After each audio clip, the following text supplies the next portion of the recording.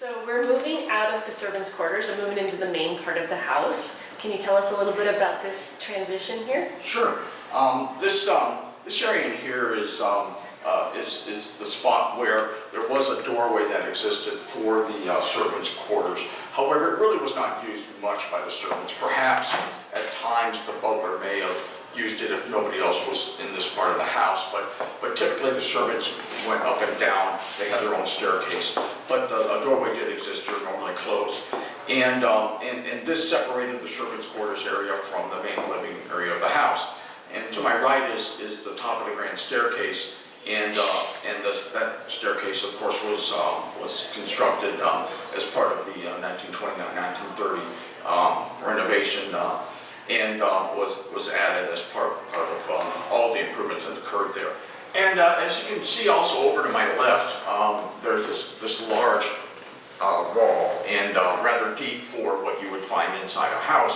And that's because it actually was the exterior wall that was part of the original Long's house. And this was the westerly edge of it, and so obviously you can tell that the staircase, obviously would not have gone into a wall. Only modern architects do those types of things. So this was the westerly edge of it, and what we find in this room, which we call the sitting room, is a whole series of large, heavy exterior walls that have told us a lot about how the house was expanded over the many years. And so we're gonna walk into that room, and then I'll start to do my best to explain what we see and probably what we still need to discover about the room. So we're in the sitting room now, and as I talked about near the staircase, the transition from the servants' quarters to the main living area, and so now we're in the area that, of course, was the master suites. And what this room has told us a lot about is that there were a lot of transitions that occurred and a lot of expansions. And this space is probably one of the most illustrative of how those things actually occurred. And if you look at this wall over here, you can see once again the large, massive stone wall. And that was an indication that it was an exterior wall at some point. And we know that from the one great image that we have from 1910 of the Springer House. And I think I've referenced before, you can see through some of the windows on the lower level. You can see the upstairs windows, but you can't really see through those. Well, this was the back of that house at that time. None of this existed out there. There was no staircase. There was none of the other thing. There were those bedrooms, but that was it. So this large stone wall existed here. Then at some point there was an addition to the house, but not the final addition. And that occurred in this space in here. We have a step down, which for various reasons that were important at the time of construction, they changed levels. And then we went into this space here. And once again, it was defined by the wall that we talked about, the west wall, which was from the Long house. And then there's a wall that runs east-west along this, about halfway through this room. And we can see that from the angle from the stone. And then another discovery that we made during the renovation was that as we were doing some structural analysis of the second floor, we pulled up some boards in order to see what was happening, and we found a large steel beam that ran right along the point at which that wall would have extended across. And so between that and some other indications, one of which was kind of fun, was while none of the original light fixtures were here except for the ones down in the solarium, we did replace these with period light chandeliers and light fixtures that we were able to acquire in Denver and other places. And as we were replacing this one, we were talking about it and said, it's kind of interesting that the light fixture was here instead of in the center of the room. And then all of a sudden it occurred to us that if you look at the layout of this room, the square, that actually was the center of the room during that intermediate expansion. The last expansion that occurred was with the 1929-1930 renovation expansion by Frank Kistler. And they added on to the back of the house, to the south side of the house. And we'll talk about that as we kind of move through here. But all of a sudden, this room, while there is a lot happening and it's actually a fairly simple room, tells a lot of stories.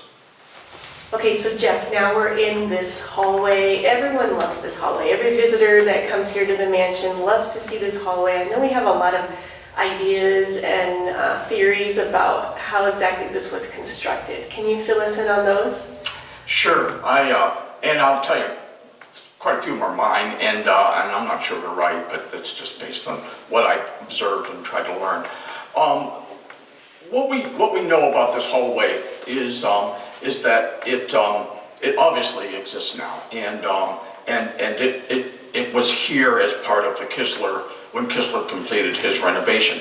But as I talked about in the sitting room just immediately to our east, is that sitting room was not as wide as it is now. I mean, there was an additional 10 to 12 feet, maybe 15 feet added on to the south side of this house. And doing so, that same thing reflected all the way down the bedrooms here, because they did not hang over something that didn't exist. So we know these bedrooms were added onto.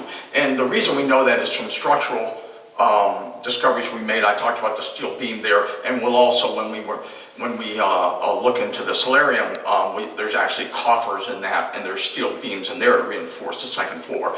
And also the change of materials on the exterior. The stone is basically the Kistler stone that was used out there. So we know that the house was expanded. So then, what does that tell us about this hallway? Well, it tells us that the bedrooms, if the bedrooms existed as they occur now, and we have this long, stately hallway, the bedrooms would have been really, really tiny, and they would have been really short and long, and that just doesn't seem to make sense. And so what we believe, what I believe, I should say, probably occurred, and is that the bedrooms actually were up to the front of this wall here, of this north wall. And we have the images from when Wade Phillips owned the property, and we know that even though it was still a parapet type of design for the house, there wasn't a pitched roof. The house went all the way out to the west. In fact, there was a third story on the far west end that disappeared. Go figure. But so we know that this space existed, and there were windows in it. So why would those windows be there? And especially if you didn't have the luxury of this wide of a hallway. So I believe that the bedrooms actually pushed up against that and extended out. And then somehow people were able to move from the east end to the west end of the house, I suspect from a hallway that was in the back of the house. The other alternative would have been to walk through every bedroom, and that just is way too awkward. We don't believe that would be the case. And this wall here is just a plaster wall. It's not a structural wall. So once again, it could have been added very easily as part of the renovation that Kistler did. And of course, over to my left, when I talked about the master suite, we had the back of the house during the Springer era, with the large stone walls, and then this area was added on to. And so it's a theory. We would love to get some additional information on it, but it seems to play into what Wade Phillips had in mind when he was doing his improvements to the house. And I attribute some of this to Wade Phillips. I'm not sure that Wade Phillips did the whole west expansion. I believe that he may have inherited that from when Colonel Hughes owned the house. But I think Wade Phillips utilized it. He did some improvements to the property, but we don't think he did a substantial amount of improvements in this particular area, or even, we'll talk about the downstairs later, and the different eras of fireplaces and things like that. So he took what he had and did some things, but not to the level that, let's say, John Springer, Colonel Hughes, and then of course Frank Kistler did in later years. One of the neat things in this hallway are these big brown circular patches you see all the way down the hallway. And we are often asked about that and what in the world are they? So let me just pull this up so we can get an example of this. But this is one of them. Can you tell us where these come from and how they got formed on the floor? Well, it's funny is that when we got the mansion in 2010, while, I mean, some of us have been around when the project started, the house, as we talked about before, was highly decorated as part of the designer showcase back in the late 80s. And everything had wall-to-wall carpeting in here. Big plush carpeting running all the way through here. So of course, one of the first things we did in the renovation was remove all the carpet. And probably, we don't know, but maybe before even, of course, that, there was also carpet in here because in the 50s and 60s, carpet, you know, was all the rage. So, so probably this floor had been carpeted for quite a long time. But yeah, when we pulled this up and we were trying to see the wood that occurred in this area, we, you know, we found consistent wood all the way in this upper level, except for a small bit in the west bedroom. But we saw these large stains, and they occurred with some regularity going all the way down this hallway. So what was that all about? You know, why were they there? There was electrical lighting up here, and they were in these areas. So it took us actually not terribly long. Mike Magley, the project manager who had done Highlands Historic Renovation, said, you know what, I believe that probably is basically oil lamps. You know, that as much as, you know, the oil lamps are secure and they're safe, they drip a little bit and this and that. And so over time, the oil lamps would drip onto the wood there and eventually just stain that wood. And it was a function of it, you know, back then even, I'm sure there were throw rugs that were used by the occupants that were in there. So, you know, what we had were these remnants. So what do you do with them? You know, do you try to remove the stain? Do you try to replace the wood? We didn't have any more of the original wood around, and so we would have had to kind of pull it from other properties. And we decided that would be, you know, wrong. And so we've left them all as they currently exist. Many of them are under these carpets or runners, but they occur not only in the hallway. We have some in some of the bedrooms also. And again, indication that at one time there was the lighting in here was of course not electric, but using the old kerosene, the old oil lamps. So Jeff, we've now made it down the hallway through the upstairs here, the room at the very end, and this is a popular room. We love this room. It's beautiful. It by far has the most beautiful view of any room in the house. You can see the Front Range and downtown Denver. But tell us a little bit about the features in this room. Sure. Well, thank you. I refer to it as the west bedroom, and as you said, it's a very distinctive bedroom, and it has a lot of attributes that make it very attractive. And also, like the recurring theme we have throughout this house is it has seen its fair share of changes over the years. Probably the most notable historic feature that we have in this is this lovely painting that we have here. And this is a painting of Joan Phipps. And Joan Phipps was one of Lawrence Jr.'s children, his daughter. And this painting is actually from 1926. And Joan sadly passed away a few years ago, but she survived to see the renovation of the mansion. And in her later years, we were contacted by the family, and she was interested in donating this picture to the mansion, and we were honored to be able to receive it. And this was the bedroom that she did live in when she was up here in the mansion. And she had a long history of memories of this place.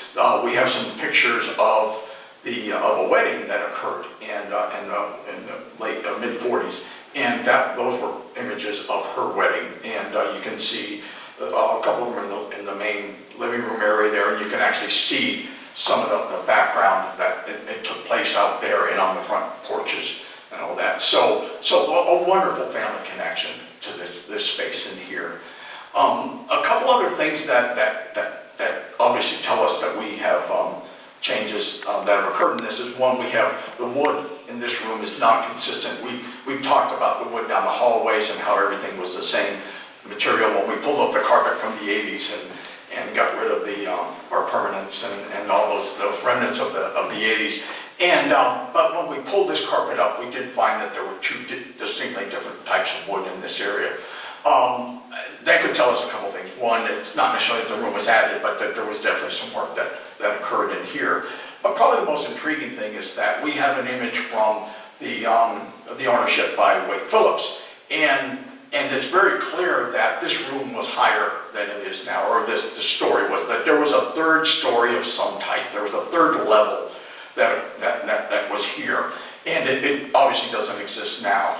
And we don't really know what it was, and we don't really have any history from the Phillips era that tells us what it might have functioned as. It definitely looks like a bedroom. I mean, there are some shadows of different windows on these stone walls that tells us a little bit. And when Frank Kistler came in and took ownership of the property and did the massive renovation, he, of course, changed the whole roof line from a parapet type of castle design that was originally started by Springer to the more, Tudor or European style, and which a pitched roof and a very high ceiling roof up there. And somewhere in that transition, that upper level disappeared. Certainly when we did renovation, we spent a lot of time in the attic doing a lot of things. We didn't see any great remnants that told us what happened or why it happened out there, but it's something that remains to be discovered, and I'm hopeful that we will get some great information at some point that comes through on that. The other feature that I think is interesting about this room is the wraparound porch that you see behind me, and we have a doorway right here for it. And that porch was part of the Kistler renovation, and we know that for a variety of reasons. One, the pictures, but also the stonework that was done throughout. And that created a covered porch on the lower level, and then of course this upper deck. And if there are staircases that go down this, that's the only elevated porch that we have in the whole mansion. And it's a very striking view, like you said. I mean, the pictures of the front range, or the images of the front range, I mean, it would have been just an incredible place to be at, certain times of the day and to just relax out here. So there's a lot of really interesting things going on. And then finally, the coup de grace, if you will, for this is the bathroom to my right. And we'll go in there and visit it a little bit, but easily it's as a singular bathroom, it's the most interesting one that within the mansion, and it just shows the interest and the effort and the commitment to style that was done as part of the 1929-1930 renovation. That each bathroom had its own type of theme and image and coloring, and part of it has to do with the style of the days, the bright colors and the intense designs, and then also in this particular one has a lot of ties to the Orient, and so kind of and we're luckily nobody took a can of paint and painted over it. That would have been horrible. So it's a very interesting bathroom that for people to visit, and it's not a functioning bathroom, by the way, but just such a what an amazing space to have when you're living in this bedroom. So we're in the bathroom in the west bedroom, and I spoke about this being probably the most interesting bathroom in itself of all the ones upstairs or in the mansion. And the size of it is somewhat deceiving because the bedroom is not necessarily that large or extraordinary, but certainly the design, the style that was chosen during the renovation, during the 1929-1930 renovation, certainly drew this one out as being quite distinctive. Each of the bathrooms, as we visit them, have a lot of interesting features, and a lot of color, interesting tiles, and but there wasn't a reoccurring theme that everything would be done in a certain decorator style. There was the decisions made to make each one have its own identity or a distinction, and it was evidenced in the fixtures, in the paint, in the flooring, and on several of them, of course, there's this wall art that occurred, and of course this bathroom here is an Asian theme. It's the Orient, coming out of the 20s, going into the 30s, there was of course a huge interest and a huge surge in the interest of the Orient, and you can see that in facility or in structures throughout the country. I mean, Grauman's Chinese Theater in Hollywood, all there was just so many, so interesting, it was so intriguing, it was a place that people had never visited, and so fascinating, so different than the European culture that so many of people from America come from, so it really gave them this fascination, and this room, of course, shows a lot of that. I mean, as I talked about, the coloring, very intense. The wall, the artwork that you see on the wall here is from the 1929-1930 renovation. We have not done anything with it. We would like, because of some of the fade, to possibly continue through and do some restoration, you know, with an art type of restore. But also in here, we see some of the things that we see in the other bathrooms.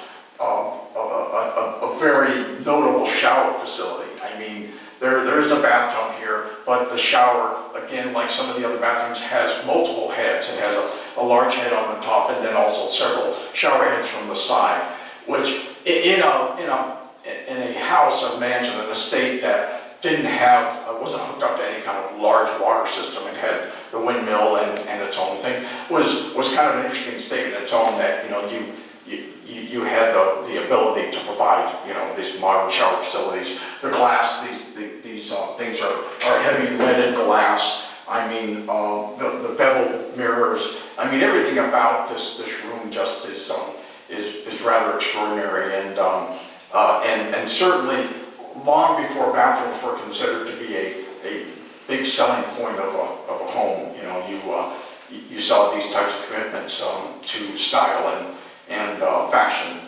into this room. So it's a historic display. I mean, and we encourage people to visit it and kind of develop your own image of what it was like to use this every day and to visit, or when visitors would come, perhaps